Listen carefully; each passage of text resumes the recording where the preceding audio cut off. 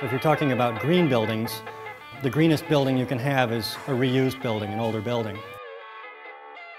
These facilities are everywhere around the country, especially in communities like Detroit, where what they've got are tons of solid old buildings and no uses for them.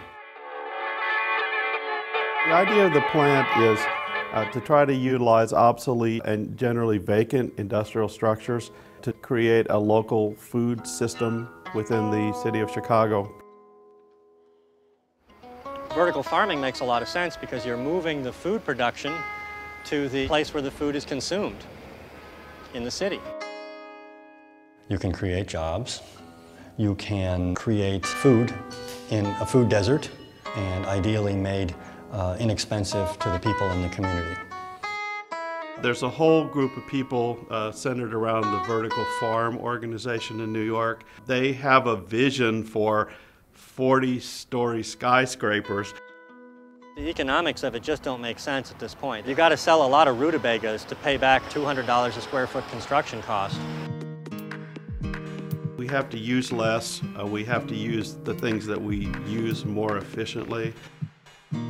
So this whole project is about closing loops, closing waste loops.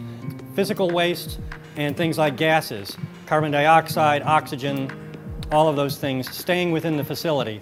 So nothing leaves this building but food. That's the plan. We need to be able to experiment with different ways of growing crops, different ways of marketing. The idea then is to disseminate that information far and wide so that people can take the information freely and use it and convert some of their own derelict buildings. It's something different. There's a lot to learn, a lot to become, and like starting a new future. I just like to dive right into things and try it and see what happens. Who knows? Until you try it, you have no idea.